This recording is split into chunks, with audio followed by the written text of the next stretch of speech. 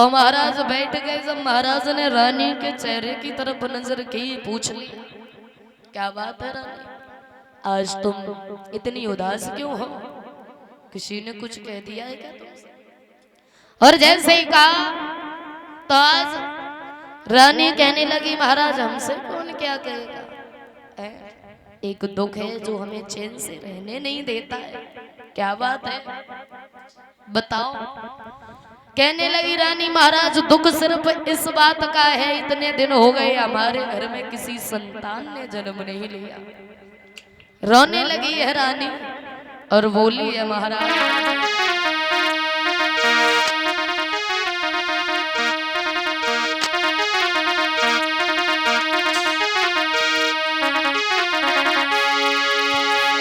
कितने दिन नए संतानों भाई, सब दुनिया हंसी आती है और महाराज निबल के लाते हो ज्यादा सीमा जगाती है।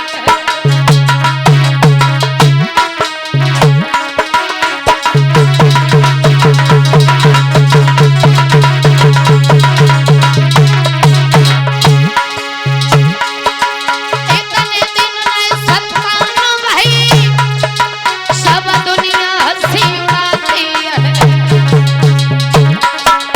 महाराज निबल के लाते हो ज्यादा सीमा जगाती है।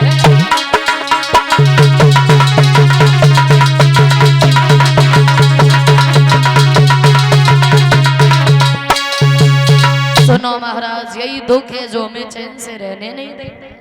महाराज बोले पागल हो जो चिंता करती हो, अरे संतान देना या न देना या देकर के छीन लेना भगवान की माया हुआ करती है, इसमें हमारा और तुम्हारा कोई कसूर नहीं।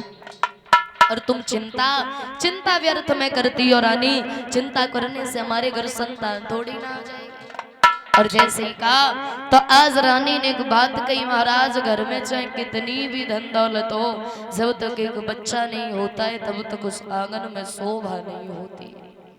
रोने लगी रानी और बोली सुनो, अरे चाहे लाख भले होए घर में,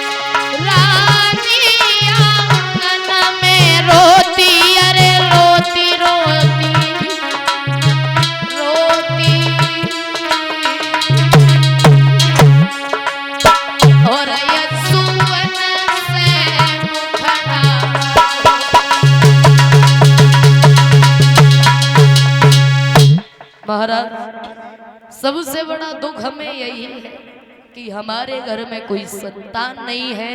और महाराज ये धन दौलत ये राजपाट किसी काम का नहीं होता है जब तक एक संतान ना हो घर में। कहने लगे महाराज रानी बात तो तुम ठीक कह रहे, लेकिन क्या करें, इसमें हमारा और तुम्हारा कोई कसूर नहीं है।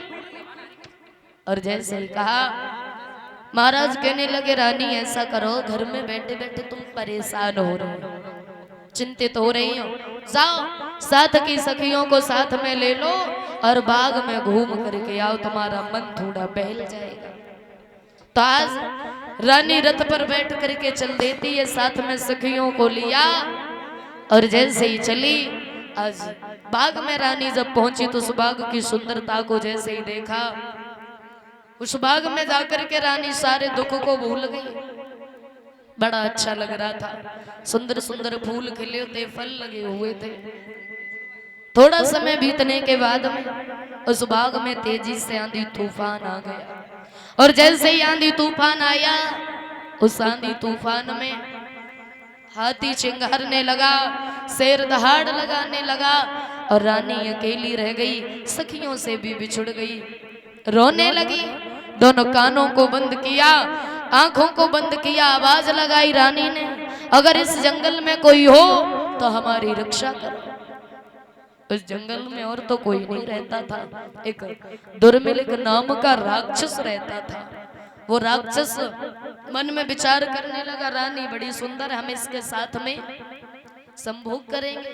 तो आज महाराज उग्रसेन का रूप लिया और पहुंच गया महाराज के सामने, और जैसे ही देखा रानी के सुंदर स्वरूप को, इधर सामने जाकर के कलाई पकड़ी रानी की और एक बात कही, सुनो रानी, अब तुम्हें चिंता करने की कोई जरूरत नहीं है, अब हम आ गए हैं ना, हम रहेंगे तुम्हारे साथ में। रानी कहने लगी, महाराज तुम्हें तो हम घर पर छोड़ करके आए थे, लेकिन तुम यहाँ पर कैसे? और जैसे ही कहा तो वो दुष्ट कहने लगा, रानी जब तुम घर से बाहर चली जाती हो ना, तो घर में अकेले हमारा मन नहीं लगता है, इसीलिए हम तुम्हारे पीछे पीछे चले आए। उस दुष्ट ने रानी के पतिव्रत धर्म को नष्ट कर दिया, रानी की कलाई पकड़ी और सुबाग में लेकर के चला जाता है कि धोखे से वानी चने कियो सती सबको।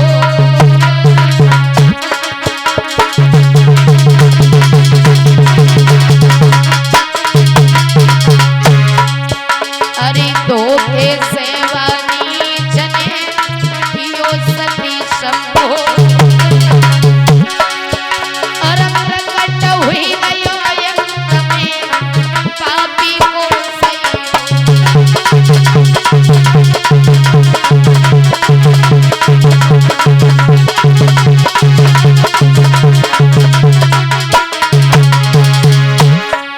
और रानी ने जैसे ही देखा कि हमारा पति नहीं बल्कि राक्षस है, तो आज रानी उस दुष्ट को गालियां देने लगी और बोली, अरे तेरो चाहिए सत्यानाश या धर्म ही धर्म बिगाड़े।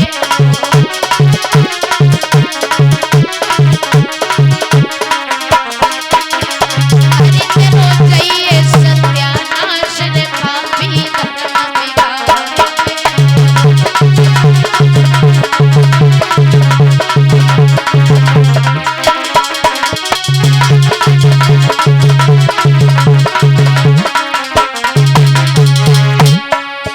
जो जाने में पहले लेती, तेसरा भस्म कर देती।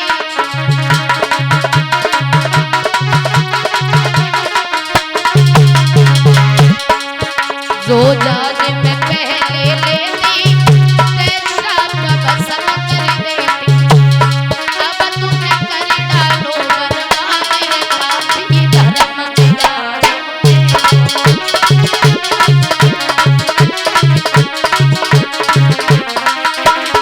अरे तेरो चाहिए सत्यानाश या धर्म ही धर्म बिगाड़े।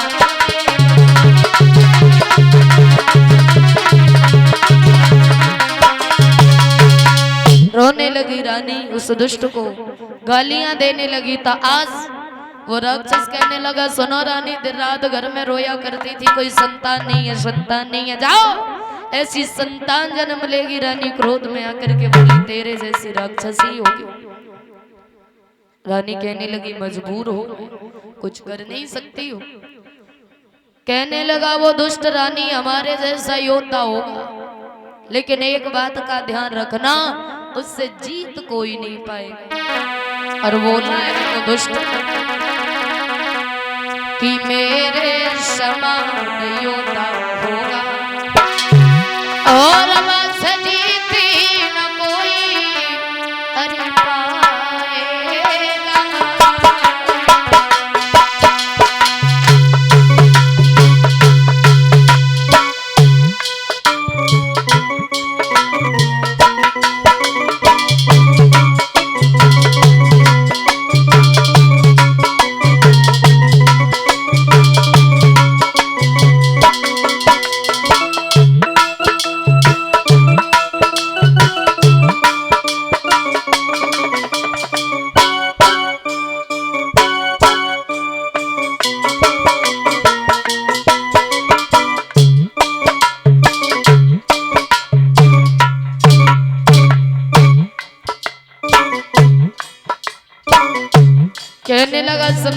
सुनो रानी हमारे जैसा योद्धा होगा, लेकिन उससे कोई जीत नहीं पाएगा। और बात हमारी सुनो,